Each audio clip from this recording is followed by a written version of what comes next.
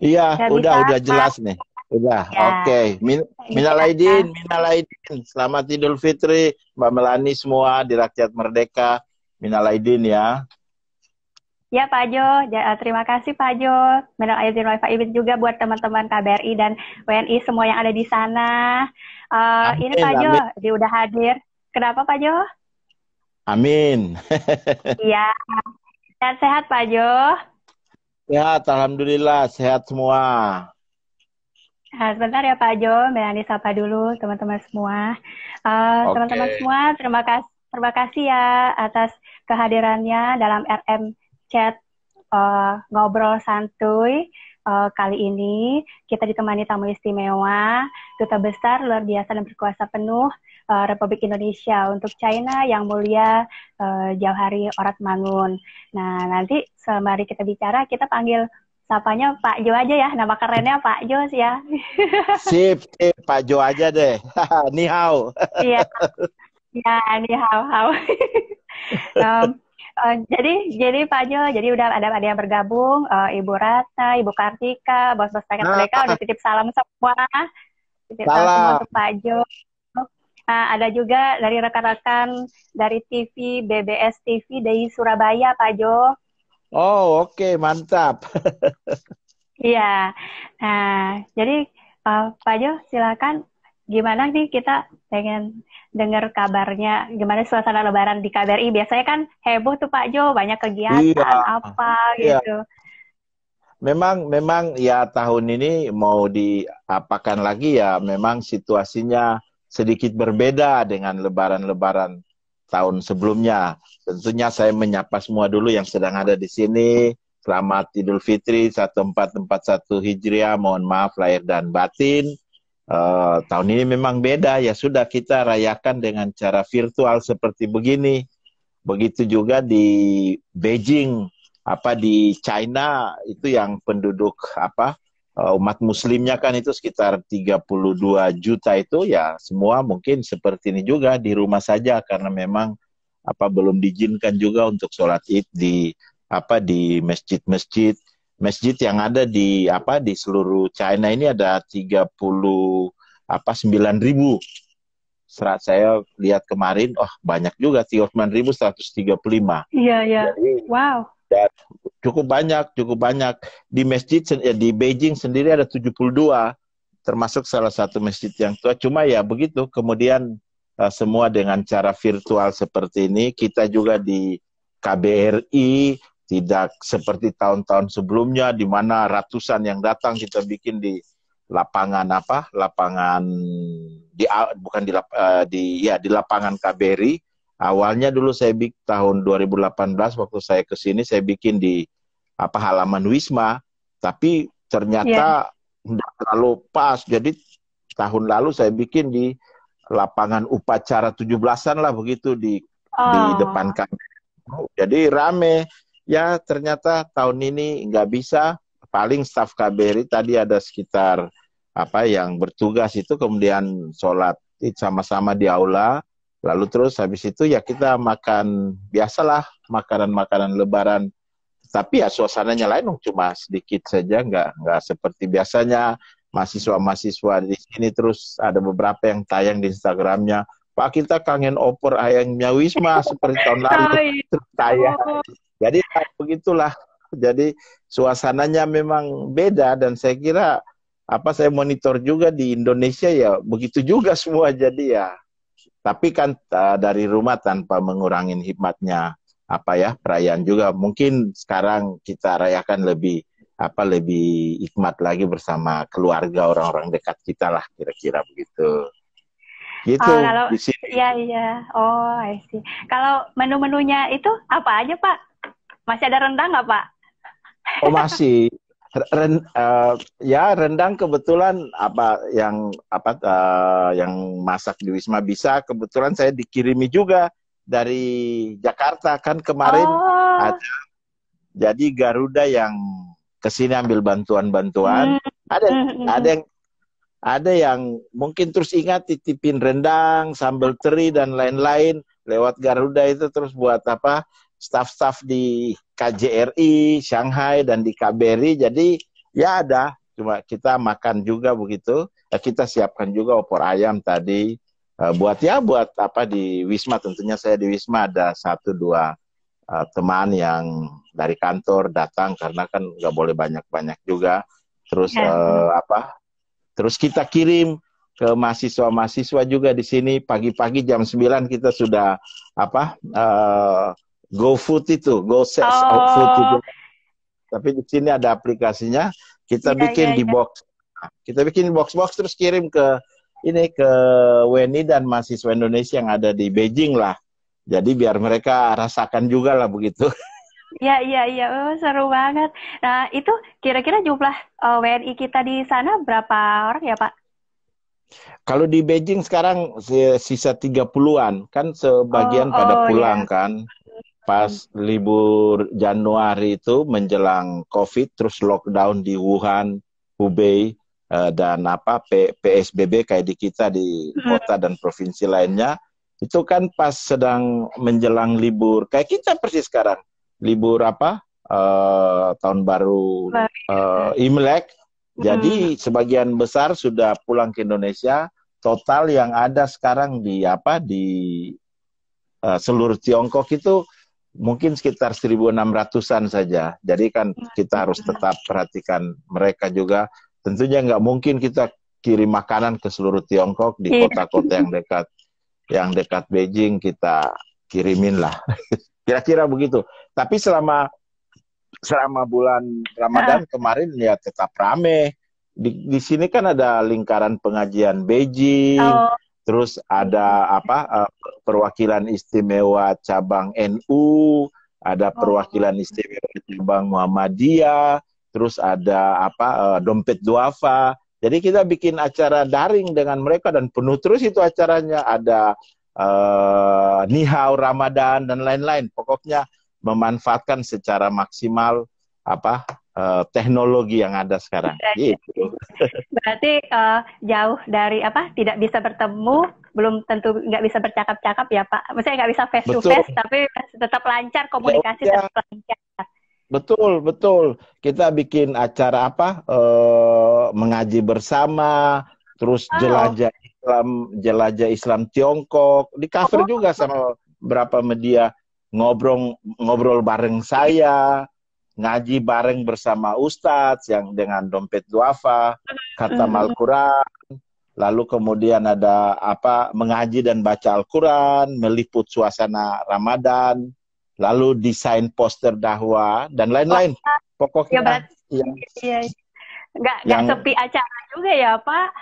oh iya banyak sampai satu hari saya bingung. Itu satu hari minimal ada 3 acara, pernah ada sampai 5 acara selama bulan Ramadan ya. Selain seperti ini, kan hari ini saja udah 2 ini. Ini hari sudah 3 acara ini hari ini sejak pagi. Wah, Jadi ya nggak ini merayakan dengan cara yang berbeda. Mungkin norma-norma setelah COVID-19 ya norma baru salah satunya ini kali ya. iya, iya, benar. Ah, kalau yang untuk kan ada beberapa wilayah yang katanya udah dilonggarkan atau mungkin ada yang dicabut kali lockdownnya Pak. Kalau untuk Beijing sendiri gimana Pak, dan Wuhan gimana? Kalau Wuhan sekarang di seluruh Tiongkok ini kasusnya itu tinggal 100-an di seluruh Oh, Tiongkok. hmm. Di Beijing sendiri yang kasus, maksudnya kasus berarti yang terkena COVID itu Iya. tinggal 5 orang dan semua itu kan di rumah sakit. Jadi di seluruh Tiongkok ini itu sudah 21 provinsi yang bisa kita bebas begitu. Jadi sudah bukan berarti bebas seperti dulu, bebas terbatas, masih kalau keluar semua harus pakai masker, Masker, kemudian jaga jarak juga ya Pak. jaga jarak. Kalau restoran yang daya tampungnya 100 orang, maksimum dia hanya bisa tampung sekarang 50 sampai 60 orang. Jadi ada kemarin saya sore jalan di salah satu pusat keramaian di sini untuk ya dapat suasananya, banyak Iya, orang iya. memang banyak orang memang, tapi ya itu semua pakai masker, terus nggak terlalu dekat-dekatan gitu. Kalau lagi antri beli sesuatu begitu, es krim misalnya, karena panas Oh, kemarin, ya itu antrinya itu jaraknya 1 meter, bukan yang mepet-mepet begini. Di masuk ke toko juga kan saya perlu beli sepatu baru juga, paling enggak lah sesuatu yang oh baru iya. buat hari ini saya pakai. Jadi terus, Berarti sekarang pakai baju baru nih Pak. oh kalau Baju baru, batik kopiah ini, baru. kopiah udah lama nih, kopiah dari Oh, 17-an ini.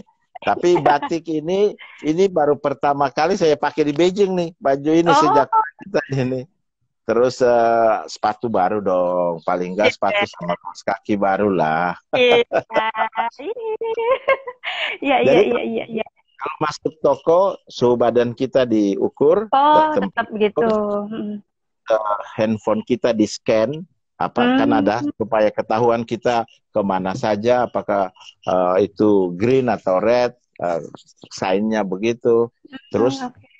tulis di masuk toko itu tulis nama dan alamat. Jadi Hmm. memang termonitor. Jadi kalau tiba-tiba ada sesuatu yang nggak disangka terjadi begitu, Iya, mereka Kak. bisa lihat, oh ini yang pernah ke toko ini si A B C D E, dari mana, di scan. Jadi seperti itu. Jadi si monitoringnya bagus. Jadi ya mudah-mudahan kita juga di Indonesia bisa cepat selesailah ini COVID-19 ini, jadi kembali lagi ke new normal katanya. New norm gitu. New norm ya, normal, normal baru. Wah, iya. Tapi kalau di apa namanya? Berarti hanya beberapa staf aja yang sholat di KBRI ya, Pak? Iya, iya, Tadi itu. staf-staf. Iya, staf-staf yang ada di sini sholatlah di KBRI, kan tidak semua juga bisa bisa ke KBRI, bisa ditampung karena kan dengan keluarganya juga di rumah begitulah. Tapi kan aula kita cukup besar, jadi saya bilang itu diukur jaraknya 1 meter. Jadi ya lumayan lah, tapi habis sholat terus kan harus dengan anak dan istri Oh, dan lain-lain kan, jadi terus hanya makan sebentar, terus pada bungkus makanan ya bawa ke rumahnya lah buat anaknya, ya, buat ya. istrinya, gitu. Kalau Imlek kan kita tahu tuh ada makanan khasnya kayak kue keranjang. Kalau di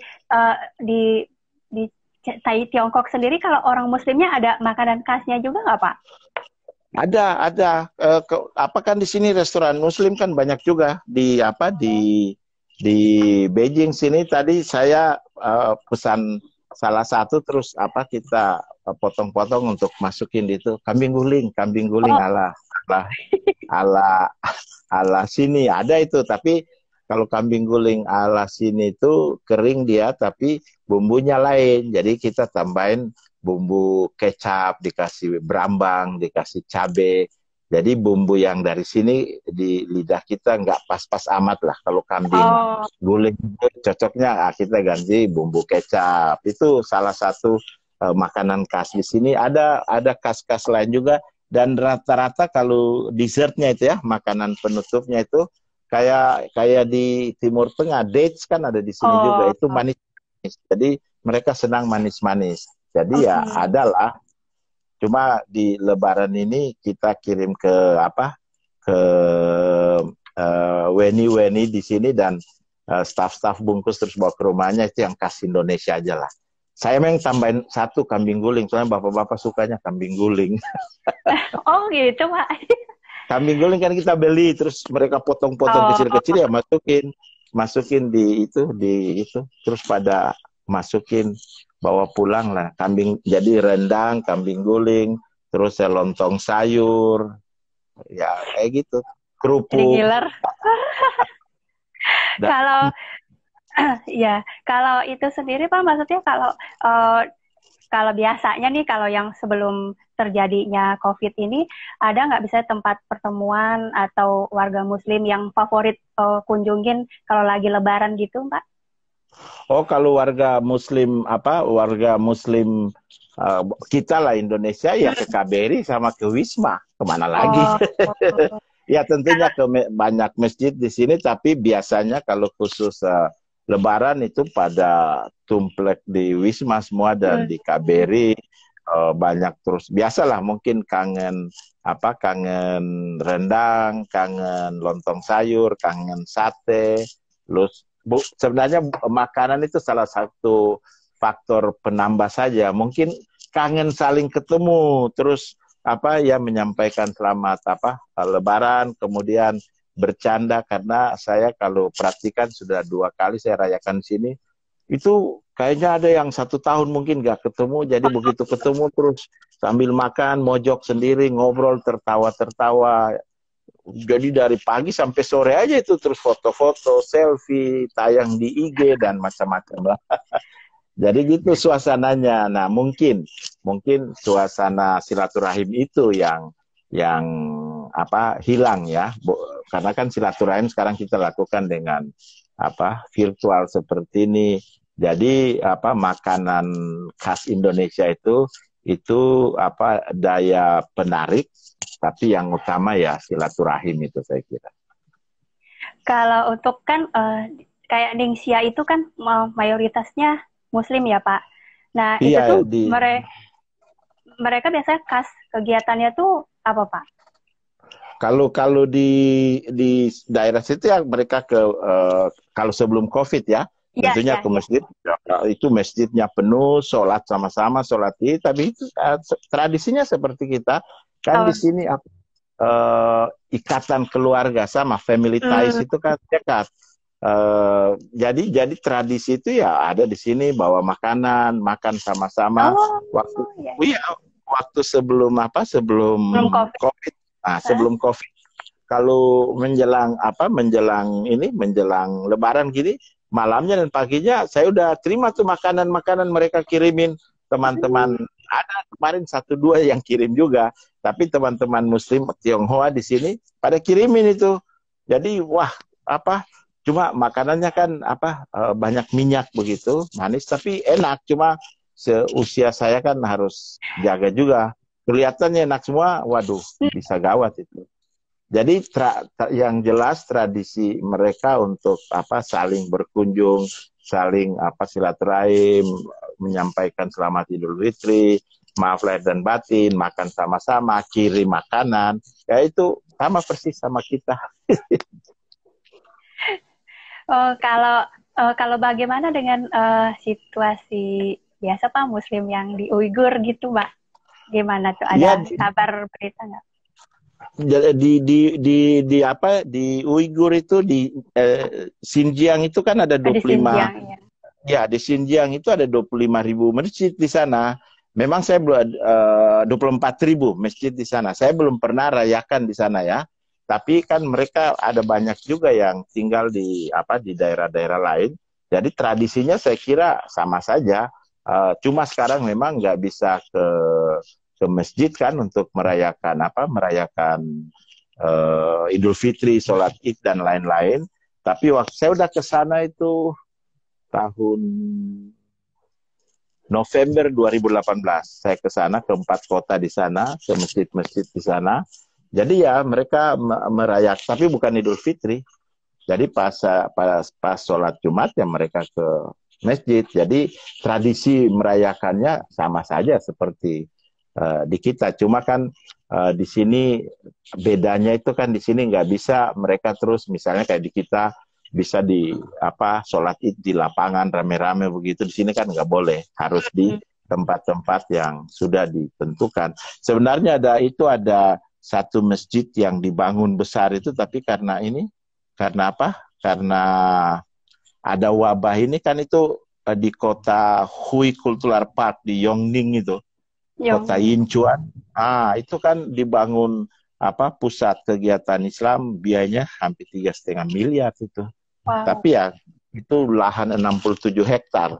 Cuma ya ini kemudian tertahan semua kan pembangunan infrastruktur. Prioritas sekarang kan semua negara termasuk Cina juga adalah memerangi COVID dulu. Habis ini baru pikirin yang lain lagi.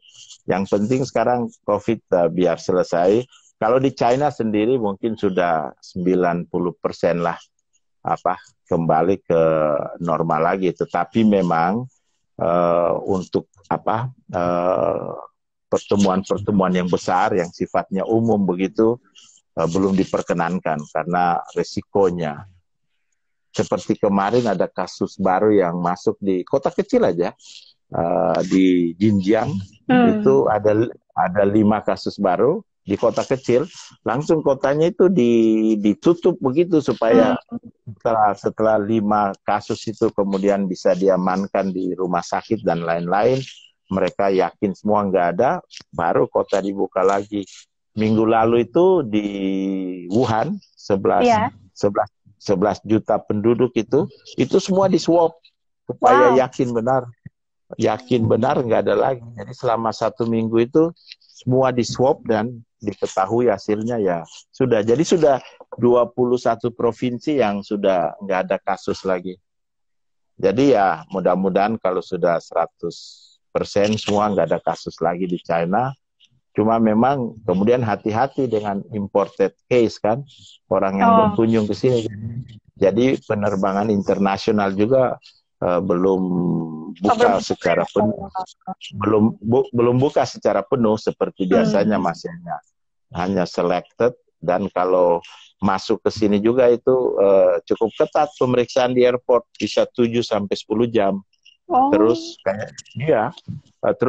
kalau masuk ke Beijing itu harus karantina, misalnya kan diperiksa. Iya. Itu 14 hari juga, Pak. Iya, setelah diperiksa itu dibawa ke hotel semua. Jadi 1 hari itu semua harus di hotel yang sudah disiapkan, bagus. Saya tahu ini karena ada beberapa staf yang istrinya baru kembali dari Indonesia. Jadi ceritanya gini, dulu waktu di sini sedang puncak-puncaknya, kan kita khawatir. Jadi beberapa spouse, istri atau suami dan anak-anaknya yang masih kecil khususnya itu pulang ke Indonesia supaya kan di sini waktu itu kan situasinya kan tidak terlalu bagus. Jadi di Indonesia bulan Januari Februari kan masih oke kan? Iya. Jadi pada pulang lah di sana. Nah, sekarang kan kembali ke sini dan penerbangan sudah sangat minim kan? Jadi terus kembali, ya sudah, ada kemarin itu minggu lalu ada 3 keluarga, jadi istri dan anak-anaknya kembali ke sini. Ya sudah, semua diperiksa, terus ditampung di hotel 1 malam supaya diawasi. Terus itu ternyata mereka tidak ada COVID, jadi karantina mandiri di apartemennya selama 14 hari plus 7, jadi 21 hari. Dan itu diawasi, keluar dari apartemen itu hanya bisa 5 kali dalam sehari, buang sampah atau lain-lain begitu. Terus ada sensor begitu, jadi kalau dia keluar lebih dari 5 kali atau ada yang 3 kali tergantung, itu terus ditegur tuh sama pengelola apartemen atau kenapa keluar itu, ada apa, karena jadi maksud saya di sini sistem pengawasan supaya semua disiplin itu ya dalam konteks kita itu RT RW. Ini kan pengelola apartemen atau pengelola kompleks perumahan. Misalnya saya mau berkunjung ke rumahnya Pak Wakil, itu Pak Wakil harus daftar dulu ke pengelola area situ bahwa dia akan kedatangan tamu, namanya siapa, alamatnya di mana. Jadi begitu saya masuk, diperiksa nama segala, dan hanya boleh 1 kendaraan itu maksimum 2 orang aja gitu atau 3 orang, terus masuk, terus ya gitu. Jadi memang kita ikutilah ketentuan di sini, kira-kira begitu, Mbak. Iya, Pak, kalau gitu. Terus bagaimana kalau kalau ada rekan-rekan yang berarti nggak bisa berkunjung dulu, bisanya kayak urusan-urusan kayak misalnya visa atau konsuler gitu, gimana Pak? Bikin janji dulu sama embassy atau gimana? Ya, harus bikin janji karena kan memang kita sudah kantor sudah buka lagi, tapi kan kita menerima tamu juga selektif sekali.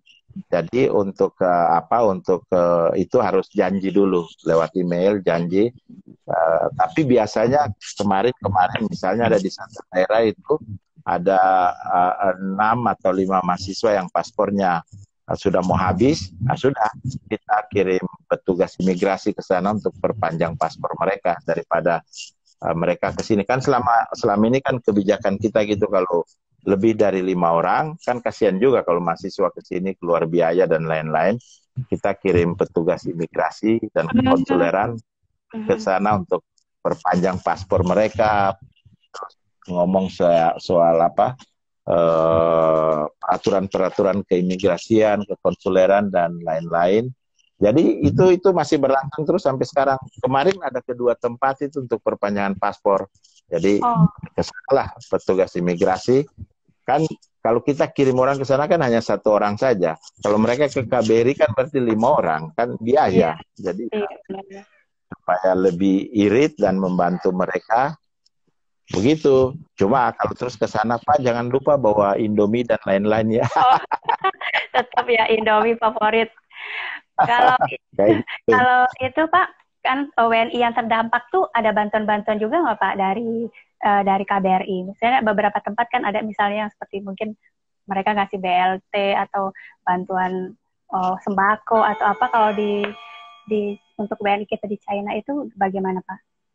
Oh, ada jadi dari pemerintah setempat kan rata-rata WNI kita di sini itu kan mahasiswa. Sebagian besar kan itu tinggal di asrama-asrama. Jadi ada bantuan juga, kan rata-rata mahasiswi beasiswa kan, jadi diperhatikan juga. Nah, kita sendiri pada saat kritis itu kita kirim masker ke mereka, kita kirim vitamin-vitamin supaya daya tahan tubuh, meningkatkan daya tahan tubuh. Kemudian kita kirim kalau dibutuhkan logistik. Ada yang kalau kita nggak bisa kirim kok logistik, itu kita kirim uang untuk mereka beli, itu waktu di Wuhan sana, dan sampai sekarang juga begitu. Kemudian kalau ada yang benar-benar kesulitan ya kita bantulah. Jadi so far oke. Dan syukur alhamdulillah itu kan tidak ada satupun WNI yang terkena COVID kan. Mudah-mudahan nggak akan ada itu, baik di Tiongkok maupun di Hong Kong. Yang terkena itu cuma di Makau, itu pun satu keluarga yang datang dari Indonesia, orang Indonesia. Jadi suami, istri dan anak, karena datang dari Indonesia. Jadi yang di sini saya tuh bersyukur banget itu sampai sekarang itu, dan selalu saya sampaikan ucapan saya kan punya program Duta Besar Menyapa WNI di sini. Jadi saya ngomong. Terus kemarin saya baru tayang di IG saya juga, selamat Idul Fitri. Terus tetap disiplin, lakukan apa yang telah dilakukan selama ini, kan, disiplin supaya nggak terkena lah gitu. Jadi so far, halo, Pak? Jadi sejauh ini oke lah. Kalau WNI sendiri, kalau yang kena sakit kayak gitu, yang kayak di Makau itu Pak, itu pemerintah sana yang tanganin ya Pak? Maksud saya gratis gitu? Iya, pemerintah sana, dan karena itu kan di cover oleh KJRI Hong Kong, jadi KJRI Hong Kong ikut membantu. Di sini kalau misalnya masuk dan terkena warganya itu semua ditanggung oleh pemerintahnya. Pemerintah Tiongkok maksud saya. Bahkan negara asing yang ke sini juga. Cuma kalau ada yang bandel-bandel, itu yang mereka nggak terlalu suka gitu. Kalau menurut Bapak, apa yang Indonesia bisa pelajari dari pemerintah China dalam menangani corona ini? Mungkin bukan pelajari ya, tapi mungkin bisa kita karena begini, kita semua juga sebenarnya peraturan pemerintah itu sudah bagus semua itu. Pelaksanaannya juga sudah bagus dari aspek ini, tinggal bagaimana kita disiplin menjalankannya semua. Nah, di sini yang kita perlu pelajari dari masyarakat Tiongkok itu semua disiplin menjalankan apa yang sudah diputuskan oleh pemerintah. Itu luar biasa memang disiplinnya. Ada satu yang menarik di sini. Jadi kalau kita melanggar peraturan tentunya ada sanksi hukum kan. Tapi yang menarik di sini itu sanksi sosial oleh masyarakat. Itu terasa sekali begitu. Saya bisa cerita karena ada beberapa kasus. Misalnya di satu daerah lah, di apartemen tempat tinggal orang atau seperti RT begitu. Terus ada beberapa kejadian memang orang kan nggak tahan ini di rumah. Karena kan sudah lama. Ini kan nyaris di atas 90 hari baru seperti sekarang. Itu nggak tahan, kemudian dia keluar. Keluarnya itu simpel aja. Keluarnya itu kan diizinkan untuk keluar tapi harus melapor gitu. Nah, melapor ke petugas yang mengawasi lah di situ. Jadi kalau misalnya kita di kompleks RT mau keluar, kan harus lapor saya mau ke sana. Itu kan seminggu sekali bisa kita keluar untuk beli kebutuhan pokok ya. Itu tersedia terus. Ini dia keluar tapi nggak melapor gitu. Itu begitu dia mau dia kembali nggak diizinkan masuk. Karena kan nggak tahu dia kemana, padahal dia tuh keluar hanya beli makan atau beli rokok, nggak diizinkan. Terus dia mau ke hotel nggak terima juga. Jadi akhirnya nggak ada cara lain, dia harus lapor ke kantor polisi kan. Ya udah sampai di sana dimarahin, dikasih nasihat, baru kemudian dikembalikan ke kompleks perumahannya lagi. Ya sampai sana dimarahin juga sama tetangga-tetangganya kan. Ngapain kamu keluar? Nanti kan kita kena semua ini. Kalau kamu kelihatan sehat, tapi kan bisa juga you bawa kan carrier kan. Iya benar. Jadi sanksi yang diberikan oleh warga setempat, nah itu yang memberatkan. Akhirnya kan kita kan kalau dimarahin, dimusuhin sama tetangga kan nggak enak juga. Jadi ya udah kita di rumah aja gitu. Jadi saling mengawasi.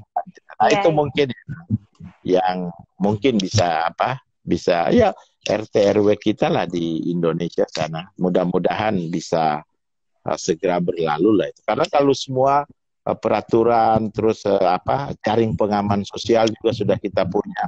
Dan satu yang bagus yang saya amati di sini di Indonesia juga sebenarnya itu empati sosial, gotong royong lah di kita.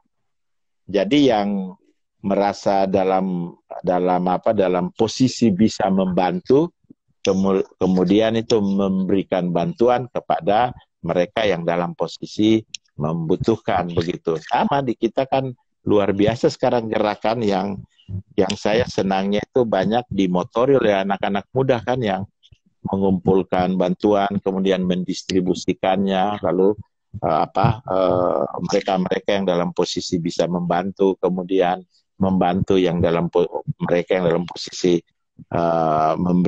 menerima bantuan perlu dibantu. Itu yang menarik kan di Indonesia sekarang. Kalau kita lihat kan luar biasa itu. Itulah Indonesia sebenarnya. Oh ya Pak, kita boleh bicara yang mengenai ABK kapal Cina kita itu nggak Pak? Nanti kalau ABK itu kan saya kira Bu Menlu sudah menjelaskan semua. Kita sudah melakukan pendekatan juga ke pemerintah sini dan pihak yang pemilik kapal.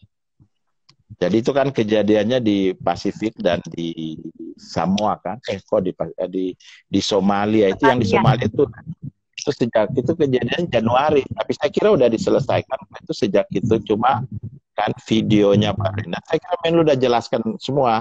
Masalahnya kan yang video yang muncul as if itu kan dibuang ke laut, padahal itu kan proses yang pelarungan kan yang memang dalam penerbangan pelayaran internasional seperti itu memang seperti yang Menlu sampaikan yang harus kita mintakan dan kita selesaikan. Pertama suasana kerja di sana ya yang tidak sesuai dengan kontrak mungkin, lalu kemudian penggajiannya seperti itu. Jadi itu yang sudah kita lakukan. Saya sudah bertemu dengan pemerintah sini juga sudah melakukan komunikasi juga dengan pihak-pihak pemilik kapal di sini.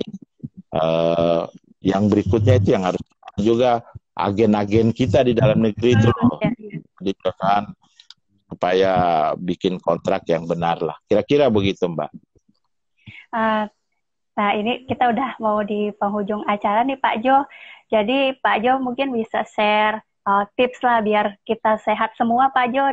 Mungkin Pak Jo mungkin ada minum vitamin atau makanan apa gitu biar tetap fit. Apalagi Pak Jo di sumbernya corona kan gitu. Iya, saya juga heran. Pertama ternyata kita di rumah itu bikin kita jauh lebih sehat. Jadi pikiran kita jadi sehat, fisik kita jadi sehat, udara juga yang kita hirup itu sehat. Kalau saya sehari-hari saya hanya minum vitamin C saja supaya nambah vitamin C. Kemudian berjemur. Kalau sekarang saya bisa berjemur, tapi waktu Januari, Februari, Maret kan ini musim dingin, jadi nggak bisa ya. Iya. Kemudian resep dari istri saya itu tiap pagi saya air panas saya kasih irisan jeruk sama jahe.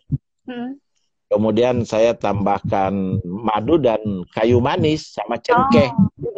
Itu minumannya jadi enak dan akhirnya tiap hari saya minum itu, saya ukur tekanan darah saya tiap hari dan selama kan kita ini sudah mulai ini kan sejak Januari sampai sekarang ini sudah 4 bulan lebih ini, 4 bulan lebih. Itu yang ya saya lihat teman-teman di KBRI juga sehat-sehat, tapi sekarang memang kemudian kita masuk ke norma baru. Jadi selama 4 bulan kita nyaris kemarin di 3 bulan lebih itu working from home. KBRI-nya kan bukannya kan hanya pertamanya 25% yang masuk, terus 50% yang masuk. Itu setiap pagi kita senam. Senam. Iya, tetap senam tiap pagi sampai sekarang. Bahkan waktu bulan Ramadan puasa itu sebagian melanjutkan terus, nggak Pak, kita senam.